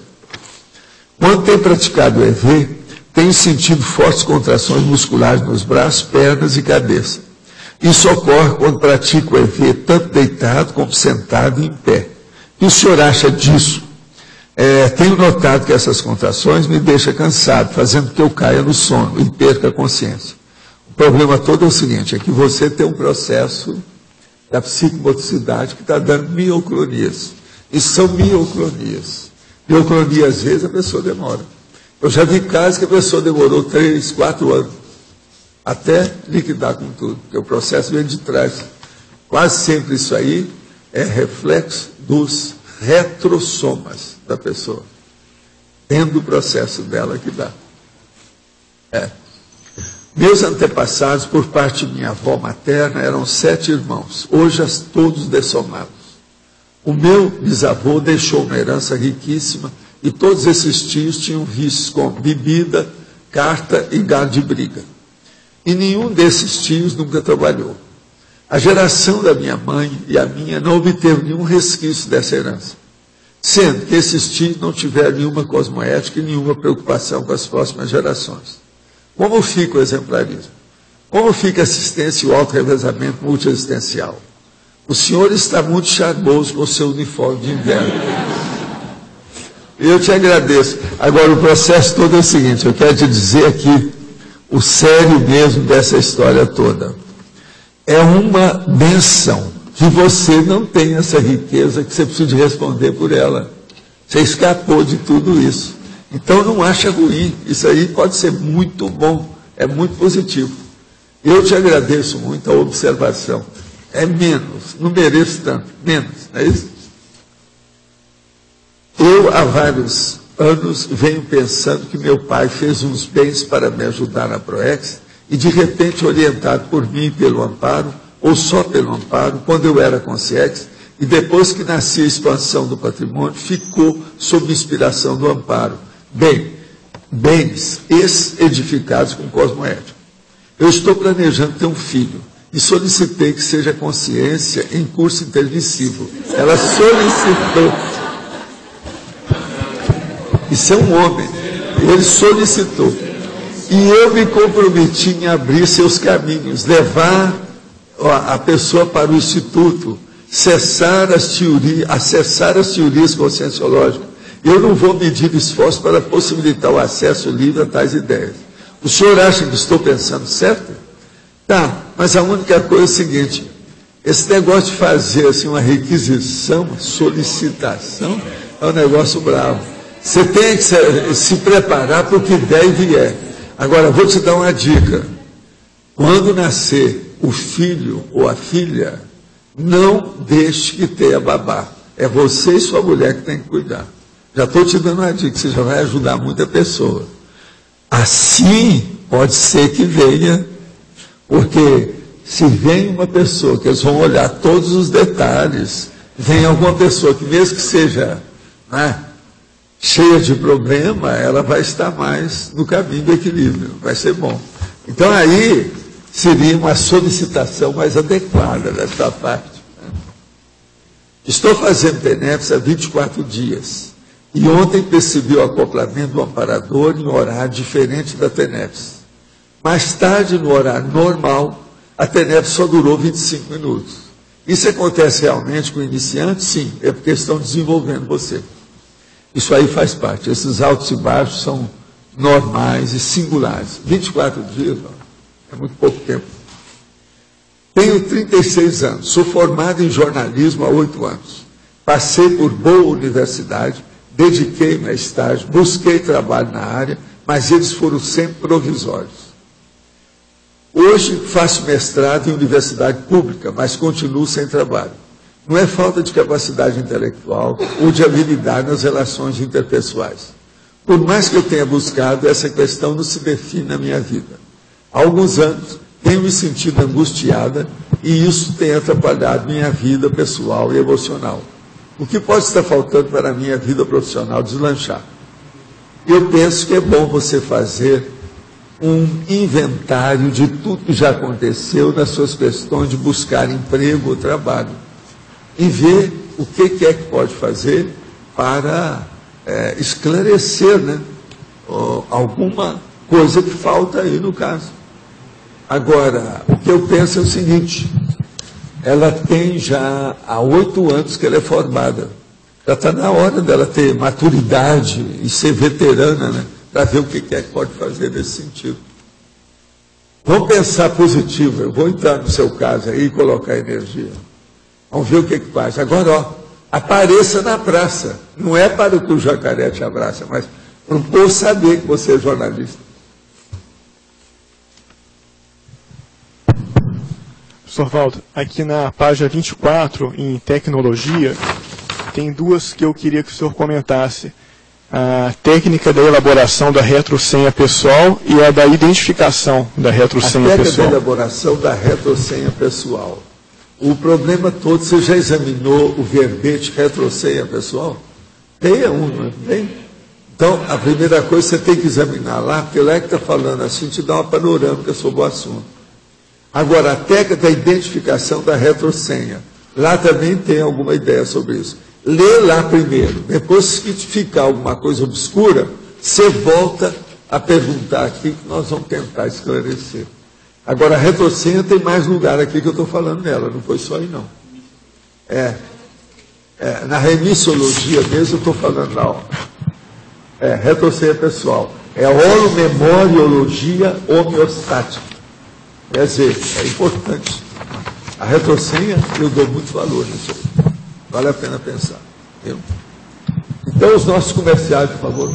Obrigado. As pontuações de hoje, 62 assinaturas no livro de presença, 24 perguntas presenciais, 17 perguntas online, 31 votos presenciais e 8 votos online. Do Loche, curso Heterocrítica, a Lorela, curso Currículo do Inversor online, a Rosa Nada, programa Verbetografia, o Caio, curso Identificação das Diretrizes da PROEX, e a Aline, curso Assistenciologia.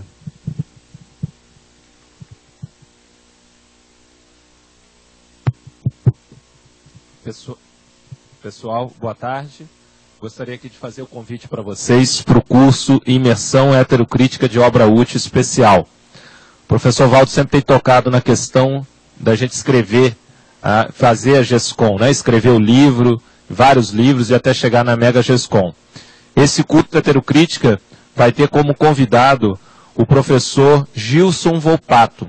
E a obra que vai ser analisada vai ser a obra Administração da Vida Científica. O professor Gilson Volpato, ele é um dos maiores especialistas no Brasil sobre publicação científica. Ele é graduado em Ciências Biológicas, mestre e doutor em Ciências Biológicas pela Unesp, e ele também foi muitos anos, ele presidiu a Comissão de Editores Científicos da Unesp.